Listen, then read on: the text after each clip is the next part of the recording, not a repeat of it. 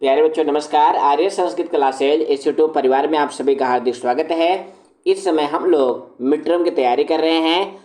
तो इस वीडियो में क्लास 10th का संस्कृत का जो मॉडल पेपर है, सिंपल पेपर है, उसको हल कर रहे हैं। तो हमने आपको पार्ट 1 की वीडियो में बताया था कि आपका जो पेपर है वो 4 भागों में बटा होता है। तो हम इसकी 4 वीडियो बना रहे हैं। पार्ट 1 की वीडियो में अपठित अवबोधन यानी अनसीन पैसेज को पढ़ चुके हैं। इस वीडियो में खंड खा को पढ़ेंगे जो है रचनात्मक कार्यम। यह कितने नंबर का है? 15 नंबर का है। इसके अंतर्गत क्या क्या पढ़ेंगे?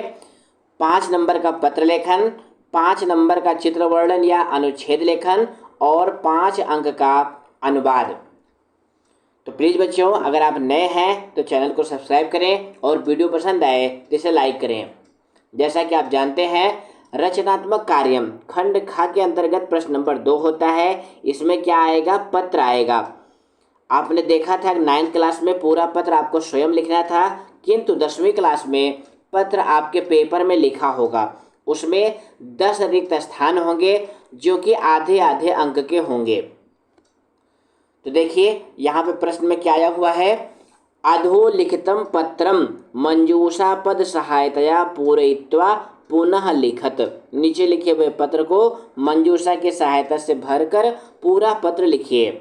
तो पत्र में 2-3 बातें महत्वपूर्ण होती हैं। जैसे सबसे पहले आपको प्रश्न पढ़ना होता है। तो यहाँ पर देखो प्रश्न क्या लिखा हुआ है? भवती कानपुर नगरस्य संगीता अस्ति। आप जो है कानपुर नगर की संगीता हैं, यानी पत्र लिखने वाली कौन है? संगीता है। तब संगीता का नाम कहाँ आएगा? पत्र के बिल्कुल लास्ट में। यहाँ पे देखो लिखा है ना, भवत्या सखी। अब यहाँ 10 नंबर पे क्या भरेंगे? संगीता। संगीता देखो मंजूषा में भी दिया गया है, तो एक जो भरने वाला रिक्त स्थान है वो हमारा यूं ही सही हो गया कि हमें पता चल गया कि पत्र लिखने वाला कौन है? संगीता है। आगे क्या है? स्वसखीम गीताम। अपने सखी गीता को पत्र लिखना है। तो गीता कहाँ आएंगे? यहाँ ऊपर आएंगे। और विषय क्या है? स्वभ्रातु विवाहे निमंत्रयितुम। अपने भाई के विवाह में निमंत्रित करने के लिए लिखितम पत्रम, लिखे हुए पत्र को मंजूषा या प्रदत्तैः पदैः, मंजूषा में दिए गए पदों की सहायता से पूरयित्वा पुनः लिखत, भर के पुनः लिखिए।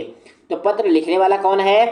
संगीता है। किसको लिख रही है? अपने सखी गीता को लिख रही है। विषय क्या है? भाई के विवाह में निमंत्रण देना है। तो प्यारे बच्चों, पत्र में यही 3 बातें मेन होती हैं कि पत्र कौन लिख रहा है, किसको लिख रहा है और पत्र का विषय क्या है। तो यहाँ पे देखो पत्र कहाँ से लिखा जा रहा है? कानपुरतः, क्योंकि प्रश्न में ही था कि आप कानपुर में रहने वाली संगीता हैं। तो ये पत्र में अपनी कोई भी व्यक्तिगत जानकारी नहीं लिखनी होती है, पत्र के प्रश्न के अनुसार ही आपको लिखना होता है। तो देखो यहाँ पे लिखा हुआ है, प्रिय सखी गीते, प्रिय सखी गीता, सह स्नेहम स्नेह सहितम प्रणमामि, स्नेह सहित प्रणाम, अत्र तत्र अस्तु। अब यहाँ पे क्या भरेंगे? तो ये आप देखेंगे जितने भी अनौपचारिक पत्र होते हैं उसमें ये लाइन सब में लिखी रहती है। क्या भरेंगे इसमें? अत्र कुशलम तत्र अस्तु। यहाँ पे सब ठीक है, वहाँ पे कैसे है? भवती इदम ज्ञात्वा, आप ये जान करके, अत्यधिका भविष्यति, अत्यधिक होंगी। अब यहाँ पे देखो मंजूषा में क्या आया हुआ है? प्रसन्ना। तो नंबर 2 पे क्या भरेंगे? प्रसन्ना।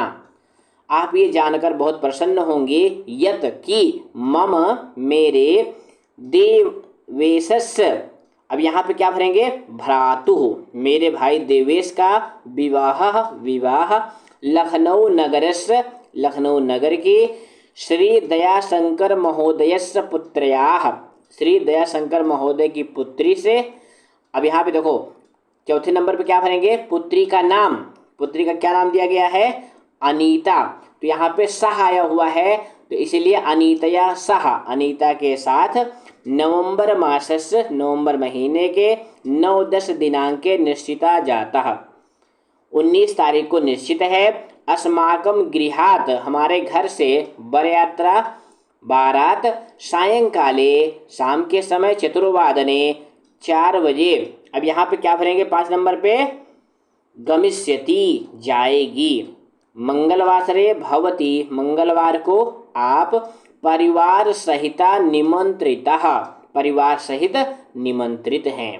भवती, अब 6 नंबर पे क्या आएगा, स्वपरिवारेण सह। अब यहाँ भी सह आया हुआ है, इसलिए जिसमें तृतीया होगी वही पद यहाँ पे भरा जाएगा। तो आप अपने परिवार के साथ विवाहतः 5 दिनानि पूर्वम एव, विवाह से 5 दिन पहले ही अत्र आगच्छन्तु, यहाँ पे आ जाएं। व्यवस्थायाम सहयोगम अपि, व्यवस्था में सहयोग भी। अब 7वें नंबर पे क्या भरेंगे, करोतु, व्यवस्था में सहायता भी करिए। भवत्याः, भवत्याः परिवारस्य च उपस्थिति, आपकी और आपके परिवार की उपस्थिति अस्माकं कृते भविष्यति, हमारे लिए होगी। तो क्या होगी, उत्साहदायिनी, यानी हमारे उत्साह को बढ़ाएगी। इतोपि, इससे भी अधिक, भवत्याः कानपुर नगरस्य दर्शनस्य, तुम्हारे कानपुर नगर के दर्शन की। अब यहाँ पे क्या आएगा, मनोकामना, जो मनोकामना थी अब पूर्णा भविष्यति, पूर्ण हो जाएगी। परिवारे सर्वेषां कृते मम नमस्काराः, परिवार में सबके लिए मेरा नमस्कार कहना। भवत्याः सखी, आपकी सखी। अब लास्ट में क्या भरेंगे, संगीता। अब यहाँ पे कुछ बच्चे क्या करते हैं, अपना नाम लिख देते हैं, तो अपना नाम आपको नहीं लिखना है, जो नाम आपका पत्र में निश्चित कर दिया गया वही लिखना होता है। इसके बाद प्रश्न नंबर 3 में चित्र वर्णन का प्रश्न आता है। ये आपने 9th में भी देखा था। इसमें लिखा होता है, प्रदत्तम चित्रम दृष्ट्वा, नीचे दिए हुए चित्र को देखकर, मंजूषायाम प्रदत्त शब्दानाम सहायतया, मंजूषा में दिए गए शब्दों की सहायता से, पंचवाक्यानि संस्कृतेन लिखत, 5 वाक्य आपको संस्कृत में लिखने हैं। तो चित्र वर्णन आसान होता है। कैसे वाक्य लिखेंगे, तो सर्वप्रथम आपको क्या करना होता है, चित्र देखिए, चित्र देखने से आपको कुछ समझ में आ जाएगा कि कैसा चित्र है। तो देखो यहाँ पे चित्र में भी लिखा हुआ है शिमला, और मंजूषा में भी लिखा हुआ है शिमला नगरम, जिससे आपको पता चल गया कि जो चित्र है वो शिमला का चित्र है। अब वाक्य कैसे बनाएंगे, मंजूषा से कुछ पद ले सकते हैं, अगर आपकी ज़रूरत नहीं है तो आप स्वयं भी वाक्य बना सकते हैं, आपको पूरे अंक मिलेंगे। तो पहला वाक्य हम क्या बनाएंगे, इदम शिमला नगरस्य दृश्यम अस्ति, इदम माने यह शिमला नगर का दृश्य है। उसके बाद क्या बनाएंगे, शिमला नगरम प्रसिद्ध स्थानम, और अस्ति को जोड़ देंगे तो हमारा वाक्य तैयार हो जाएगा, शिमला नगरम प्रसिद्ध स्थानम अस्ति। इस तरह से भी आप वाक्य बना सकते हैं। और क्या बनाएंगे, शिमला नगरम हिमालय अस्ति। अब यहाँ पे देखो शिमला नगरम ऊपर लिखा गया है, हिमालय नीचे लिखा गया है, हमने केवल अस्ति लगा दी, हमारा वाक्य तैयार हो गया। तो इस तरह से भी आप वाक्य बनाएंगे। अगला है पर्यटकाः भ्रमन्ति। अब पर्यटकाः जो है यहाँ पे देखो मंजूषा में ही लिखा हुआ है, एक क्रिया लगा दी भ्रमन्ति, यानी जो यात्री हैं, पर्यटक हैं, वो घूम रहे हैं। अट्टालिका दृश्यते, ये अट्टालिका मंजूषा में थी और दृश्यते हमने तरफ से लगा दिया। और भी छोटे छोटे वाक्य बना सकते हैं, जैसे वित्तकोशः अस्ति, वित्तकोश कहते हैं बैंक को। वृक्षाः सन्ति, चित्र में देखो पेड़ भी दिखाई दे रहे हैं और मंजूषा में भी वृक्षाः लिखा हुआ है। और क्या बना सकते हैं, राम मार्गः अस्ति। और अंत में क्या लिखेंगे, चित्रम सुंदरम अस्ति। इस तरह से यहाँ पे हमने 9 वाक्य लिखे हैं, लेकिन आपको कितने वाक्य लिखने हैं, 5 वाक्य लिखने हैं।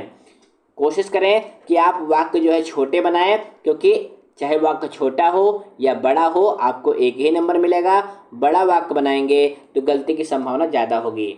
इसके अथवा के रूप में अनुच्छेद लेखन का प्रश्न आता है। देखो यहाँ पे लिखा हुआ है, मंजूषा प्रदत्त शब्दानाम सहायेन, मंजूषा में दिए गए शब्दों की सहायता से निम्नलिखितम विषयम अधिकृत, नीचे लिखे हुए विषय को आधार बना करके पंचभी संस्कृत वाक्यैः एकम अनुच्छेदम लिखत, 5 संस्कृत वाक्यों के द्वारा एक अनुच्छेद लिखिए।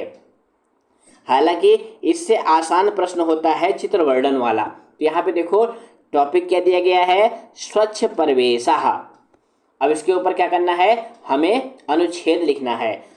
तो पहला अनुच्छेद क्या लिखेंगे, यानी पहला वाक्य क्या लिखेंगे, जीवने स्वच्छता करणीया। अब यहाँ पे देखो जीवने भी लिखा हुआ है और स्वच्छता भी लिखा हुआ है, हमने करणीया अपनी तरफ से जोड़ दिया और हमारा वाक्य तैयार हो गया, जीवन में स्वच्छता करनी चाहिए। अगला वाक्य बनाएंगे, जनाः स्वगृहं स्वच्छीकुर्वन्ति। देखो यहाँ पे जना भी लिखा हुआ है मंजूषा में और स्वगृहं स्वच्छीकुर्वन्ति भी जो है मंजूषा में लिखा हुआ है, यानी लोग अपने घर को स्वच्छ करते हैं। सर्वे स्वच्छता विषये अवधानम यच्छन्ति। अब यहाँ पर देखो स्वच्छता विषय भी लिखा हुआ है, अवधानम भी लिखा हुआ है, यच्छन्ति भी लिखा हुआ है। यच्छन्ति माने होता है देते हैं, यानी सभी स्वच्छता के विषय में ध्यान देते हैं। अगला है, यत्र स्वच्छता भवति तत्र रोगाः न भवन्ति। जहाँ पर स्वच्छता होती है वहाँ पर रोग नहीं होते हैं। और अंतिम वाक्य है, सर्वकारः स्वच्छता अभियानम चालयति। जो सरकार है वो स्वच्छता अभियान चलाती है। तो इस तरह से आप अनुच्छेद भी लिख सकते हैं। इसके बाद क्या आता है, प्रश्न नंबर 4 में अनुवाद आता है। पेपर का सबसे कठिन प्रश्न यही होता है, यानी ट्रांसलेशन, क्योंकि और प्रश्न तो बच्चे हल कर लेते हैं लेकिन ट्रांसलेशन गलत हो जाता है थोड़ा बहुत। तो इसमें हम आपको बताना चाहेंगे, अगर आपने वाक्य बनाया है उसमें एक भी शब्द सही है तब भी आपको आधा नंबर मिलेगा। इसलिए अनुवाद को बिल्कुल न छोड़ें, सही या गलत जैसे आपको आता है जरूर लिखें। यहाँ पर देखो पहला वाक्य क्या है, नरेश विद्यालय जाता है। नरेश गोज टू स्कूल, यानी हिंदी और इंग्लिश दोनों लिखा रहेगा, आपको संस्कृत में करना होगा। तो यहाँ पे कौन जा रहा है, नरेश। कहाँ जा रहा है, विद्यालय। तो कैसा वाक्य है, प्रेजेंट टेंस यानी वर्तमान काल का वाक्य है। तो अनुवाद हो जाएगा, नरेशः विद्यालयम गच्छति। अगला है, रमा जयपुर में पढ़ती है। अब यहाँ जयपुर क्या है, बेस है यानी आधार है, तो इसमें सप्तमी लगाएंगे। तो क्या हो जाएगा, रमा जयपुरे पठति। सैनिक देश की रक्षा करेंगे। अब करेंगे इससे ये पता चल गया कि किस काल का है, यानी भविष्य काल का है। तो इसमें लिट् लकार का रूप आएगा। तो क्या होगा, सैनिकाः देशस्य रक्षां करिष्यन्ति। चौथा है, बच्चों वहां पर मत खेलो। तो यहाँ पर देखो क्या किया जा रहा है, आदेश दिया जा रहा है, यानी लोट लकार का प्रयोग होगा। तो इसका होगा, छात्राः तत्र मा क्रीडत। बच्चों वहां पर मत खेलो। तो यहाँ पे 5 अनुवाद करने हैं और आपके पेपर में 6 या 7 अनुवाद दिए होंगे। यहाँ पे देखो सिंपल पेपर में कितने अनुवाद दिए गए हैं, 7 अनुवाद दिए हैं। 5वां अनुवाद है, हम सबने गीत गाया। अब यहाँ गीत गाया, इससे क्या पता चला कि ये जो है भूतकाल यानी लंग लकार का वाक्य है। तो इसका अनुवाद हो जाएगा, वयम गीतम अगायाम। जैसे अपठत अपठताम अपठन, और उत्तम पुरुष बनता है अगायम अगायाव अगायाम। तो हो जाएगा अगायाम। अगर आप अगायाम नहीं लिखना चाहते तो इसकी तरह से आप लिख सकते हैं क्या, गीतवंतः। क्या लिख सकते हैं, गीतवंतः भी लिख सकते हैं। अगला वाक्य है, तुम सबको पढ़ना चाहिए। अब चाहिए यानी किस लकार का वाक्य है, विधिलिंग लकार का वाक्य है। तो प्यारे बच्चों, आपके पेपर में पूरे 5 लकार जो है ना, सभी लकारों के वाक्य आएंगे। तो इसका अनुवाद क्या होगा, यूयम पठेत। यूयम माने तुम सब, पठेत मतलब पढ़ना चाहिए।